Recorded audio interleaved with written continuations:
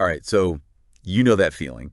You arrive at an event space, gear in tow, all set, Yeah. ready to create the perfect vibe, and then bam, reality hits. Uh-huh. The space you thought you had, it shrunk, maybe some weird corner or, another vendor spilled over. Right. But suddenly your whole plan needs to fit into half the room.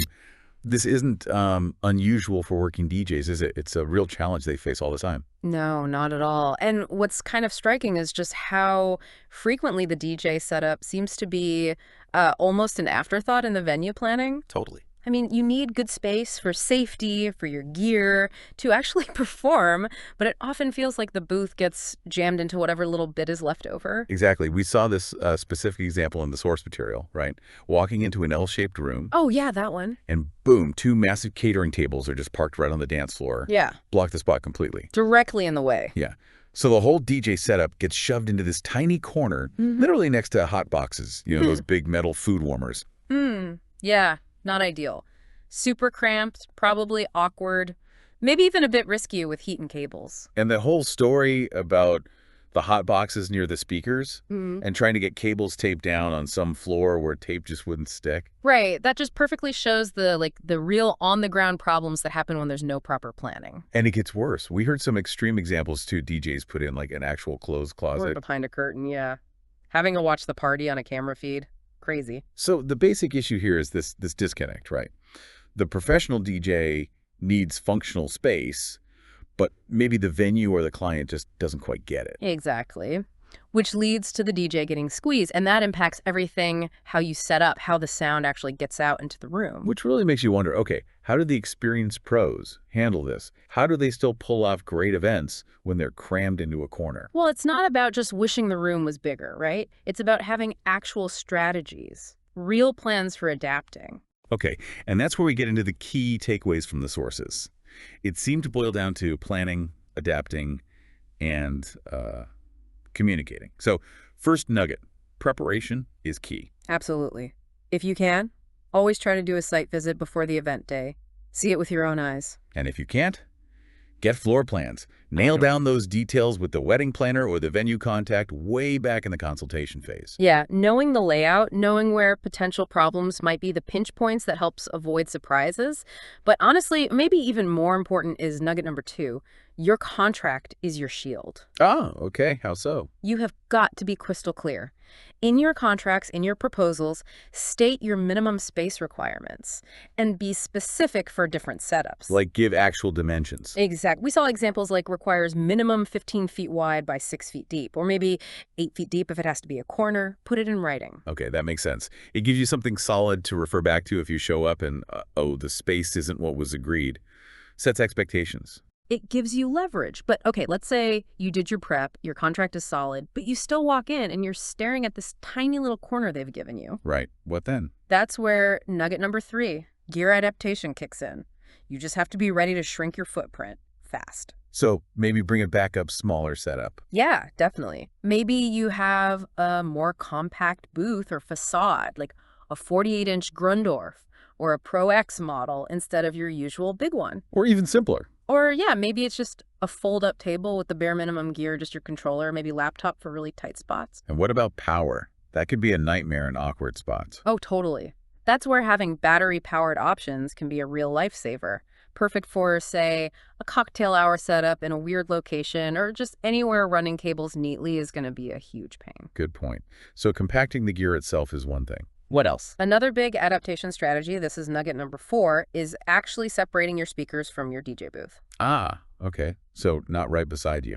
No. Think about placing them further out, maybe way out, could be 50 feet away, even centered on the dance floor or the room. Then you run your cables. Okay, hold on. Running cables 50 feet. That sounds like it creates its own set of problems, right? Tripping hazards, trying to make it look neat. Oh, it absolutely adds complexity, no doubt. Cable management suddenly becomes super critical. Right. You've got to tape everything down perfectly, use cable ramps if they're available or if you carry them, really plan the route to keep it out of major walkways. So you're trading booth space issues for floor space issues, essentially. Kinda, yeah. But it's a trade-off a lot of pros make because it can drastically improve the sound coverage in the room and it frees up that immediate space around you. And you can adapt lighting too, I suppose. Less space needed there. For sure. Instead of big, bulky light trees taking up floor space, maybe rely more on uplighting.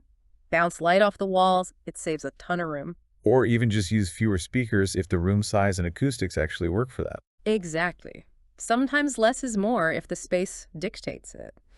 But, beyond the gear itself, a massive part of dealing with this is nugget number 5, communication and standing your ground. Ah, the human element. Because clients, say the bride and groom, they might not really understand the technical needs, right? Space, sound. Often they have no idea. They're focused on a million other things. And venues. They can fall back on habit. Right, you hear that classic line, but we always put the DJ there. That's the standard pushback. So the sources really emphasize you have to be vocal. You need to educate the client, educate the venue contact, politely, professionally, but firmly. Explain why their usual spot might actually be bad. Exactly. Explain, look, if I set up there, I might get feedback because it's too close to that wall, or the sound just won't reach the other side of the dance floor properly from that corner. And suggest alternatives based on your experience. Yes.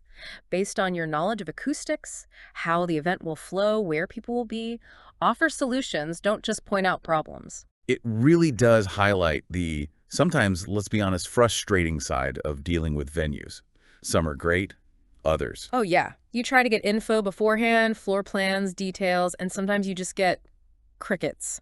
Total radio silence. Or, like one DJ mentioned, the venue coordinator might just assume you're bringing like a tiny little table, 2 speakers on sticks, and maybe one of those basic T-bar light things. Right. They picture a very minimal setup, and then you roll in with a professional facade, maybe subwoofers, dedicated lighting towers, and they look genuinely surprised, even though it's what you specified. And being crammed in that corner or stuck behind a speaker stack? It's not just about the physical setup inconvenience. No, it's more than that. It makes it really hard to actually hear what the crowd is hearing out on the dance floor, doesn't it? Yeah, you can't accurately gauge the sound levels, and maybe just as importantly, you can't really feel the energy of the room or connect properly with the people you're playing for. It's isolating. You can definitely sense the frustration in some of those stories, like the one about the gaffer tape. Oh man, the tape not sticking to the floor? Needing tons of tiny pieces just for one cable run. That sounds like it requires some serious patience. But there was also that bit of dark humor, right? This Nah. joke about being willing to DJ in a trash can. Or taking payment in mayonnaise. Yeah, sometimes you just have to find the humor in it to keep your sanity, I guess. So when you look at all this, overcoming these tight space situations, what does it really say about a DJ's approach? Well, I think it forces you to be incredibly creative, doesn't it? Really adaptive. It pushes you beyond just having one standard way of setting up. You can't just phone it in. No way. Constantly facing these kinds of problems and figuring them out, that sharpens your skills, makes you a better problem solver overall. It definitely separates the pros from maybe those who are only comfortable with one easy setup. And there's a business angle too, right? The sources mentioned using this adaptability. Yeah, hugely important. Having pictures, actual photos of your different setups in various types of venues showing how you can adapt. Like works in progress shots even? Maybe. Or just finished setups in tight spots. Showing that to potential clients during consultations is powerful. It demonstrates your flexibility, helps them visualize how you'd fit in their space. And it manages expectations about your footprint.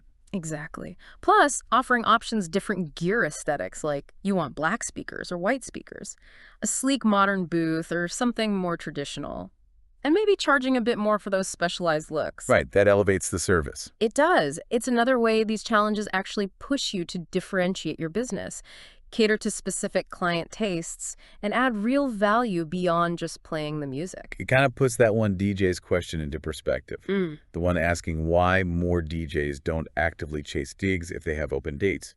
Maybe it's because handling these challenges, the planning, the adaptation, the communication, the business side of it, maybe that requires a level of commitment and professionalism that not everyone brings to the table. That could be part of it. Which sort of leads us to a final thought, something for you, the listener, to maybe reflect on. Right. When you hit a constraint in your own work, whatever field you're in, Maybe it's a tight budget, a crazy deadline, or yeah, maybe even literal limited physical space.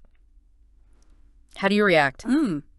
Does the way you adapt, how you find creative solutions, how you communicate through it, does that response reveal how you're really treating that work? Is it like a serious business you're building? Is it more of a part-time thing?